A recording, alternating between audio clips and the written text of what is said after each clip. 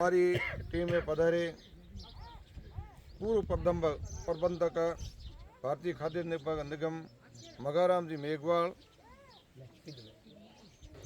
इसी सभा के अंदर विराजमान श्री भिखाराम जी, इंजीनियर वैसी राम जी, कल्याणपुर से पधारे गोवर्धन राम जी,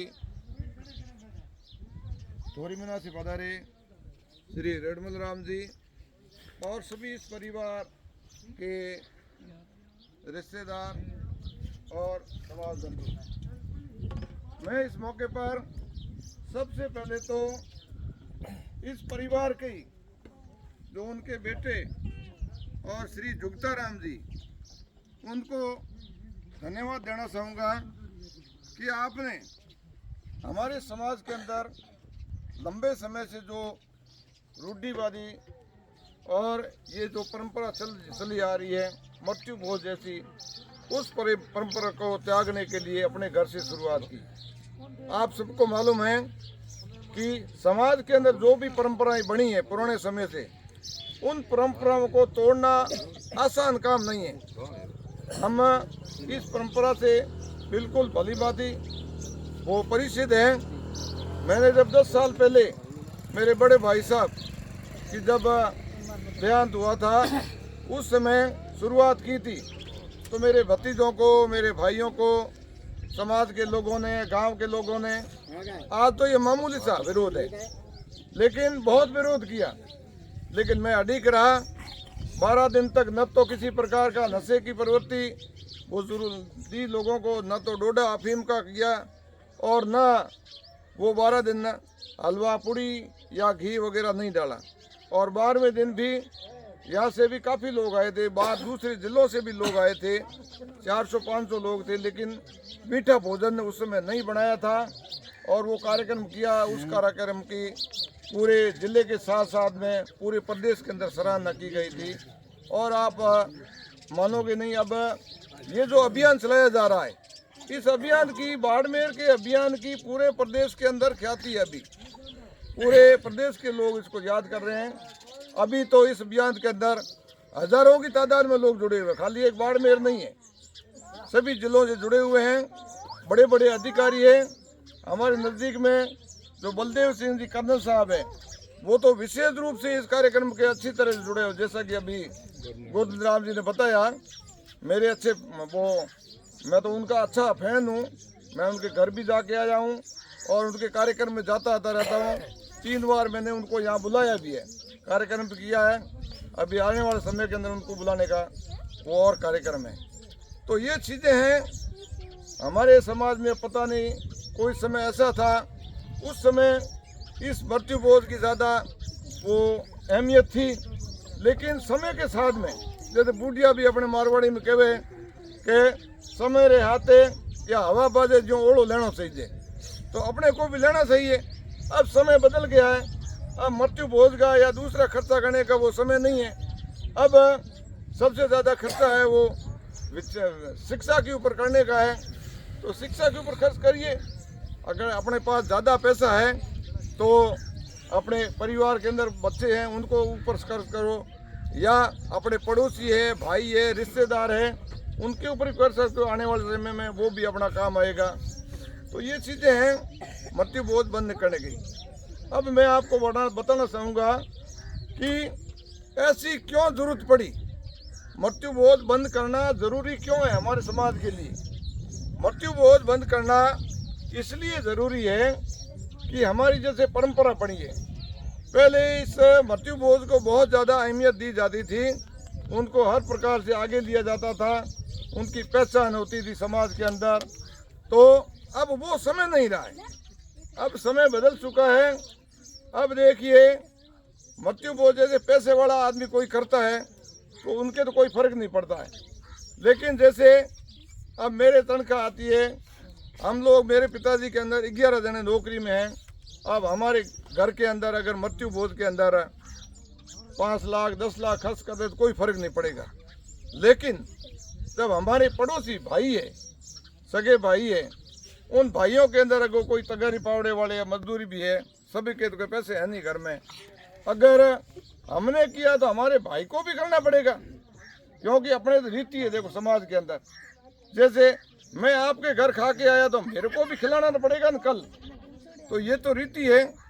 तो इस प्रकार क्या है कि जिसके पास पैसा नहीं है उसको भी क्या है इस रीति रिवाज का तो वो कार्यक्रम करना पड़ेगा। तो अब उसके पास तो पैसा है नहीं, 10 लाख या 5 लाख 2 लाख 10,000 भी मुश्किल काम है। तो उसके तो क्या है कि गहने और ज़मीन बिकना, और तो उसके पास कुछ होता नहीं है। तो मेरी नज़रों के अंदर मैं तो पिछले 10 साल से ये कार्यक्रम देख रहा हूँ, लोगों को प्रेरित कर रहा हूँ।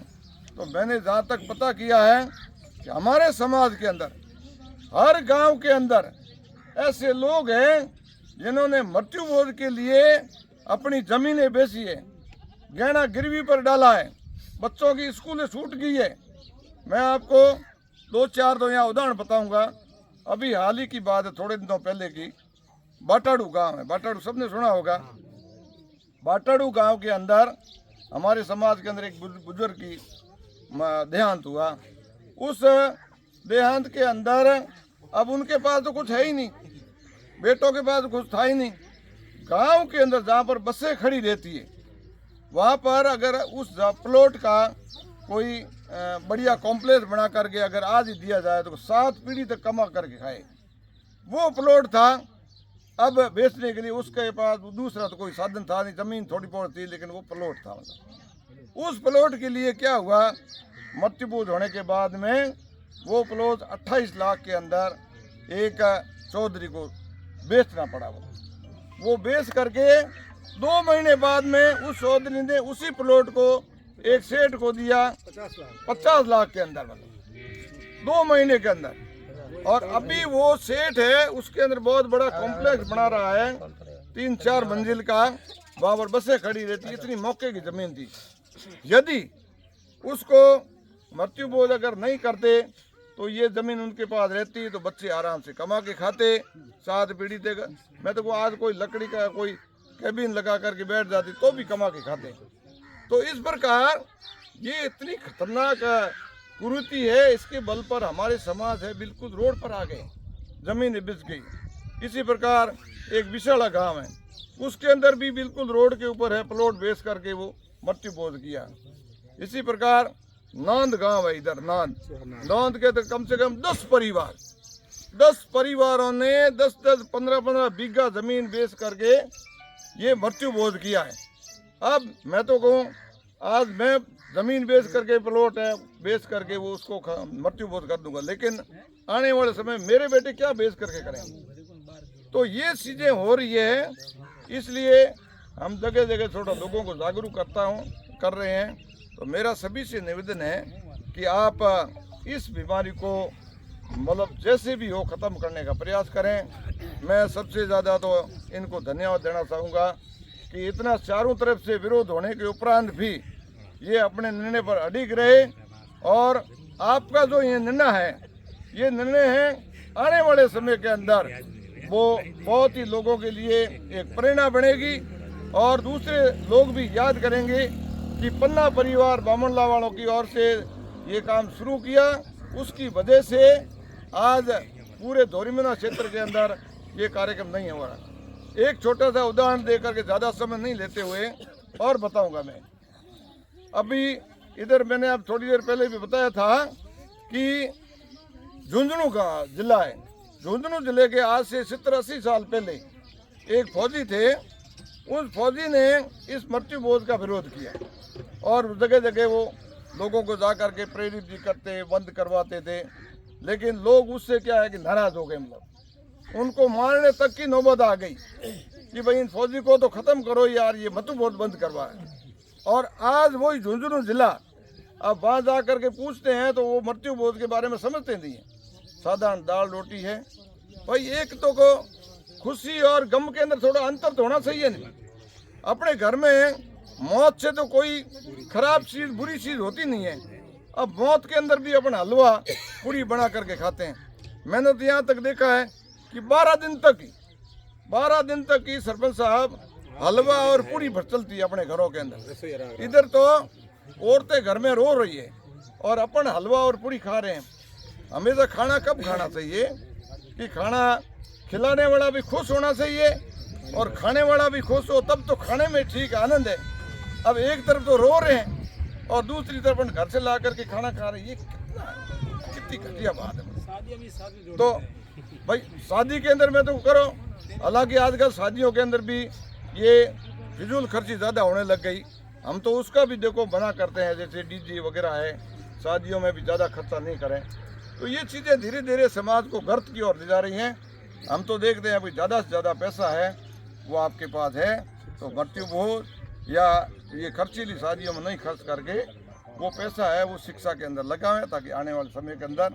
अब मैंने पता किया 250 घरे या आपके परिवार के अंदर अब यहाँ 250 है, 250 है लगभग। मेघवाल समाज के यहाँ 250 गाँव है, घर है इस बामला गाँव के अंदर। कल पता किया था 5-6 दिन नौकरी में। अब कितनी बड़ी बात है देखो।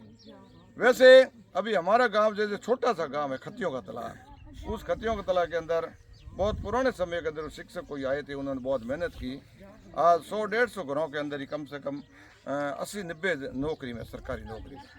तो अब तो सरकार के अंदर देखो सब तरह की सुविधा है, हर गाँव के अंदर विद्यालय है, लेकिन उस तरफ अभी अपना ध्यान नहीं है। और जब तक शिक्षित नहीं बनेंगे, बाबा साहब ने भी कहा था कि शिक्षा एक ऐसी चीज है वो आदमी को बहुत आगे पहुंचा जाती है। अब मेरे को तो पता ही नहीं था, भिखाराम जी ने अभी बताई बात कि अपनी बच्ची है वो कहाँ फॉरेन के अंदर भेज दी, देखो है कोरिया भेज दी मतलब। तो देखो अब बच्चियां भी पढ़ रही है।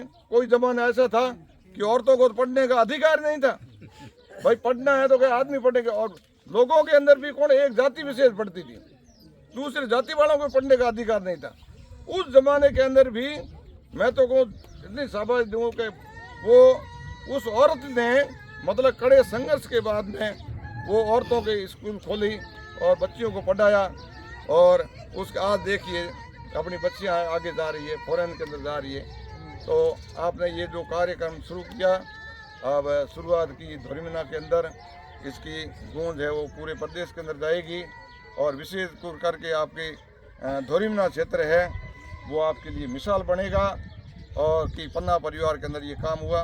आप निराश मत होइए, जो संघर्ष करता है तपता है वही आगे बढ़ता है। परेशानियां आती है, अच्छे काम करते हैं तो भी परेशानियां आती है, बुरे में तो आती है मतलब। इसलिए अच्छा काम किया आपने, कोई गलत नहीं किया है। और हमारे से जो भी सहयोग होगा वो इस परिवार के लिए करते रहेंगे। आपने एक मिसाल कायम की, इसलिए मैं पूरे राजस्थान मेघवाल परिषद की ओर से पन्ना परिवार बामला को हार्दिक रूप से धन्यवाद देता हूँ। जय भीम, जय संविधान।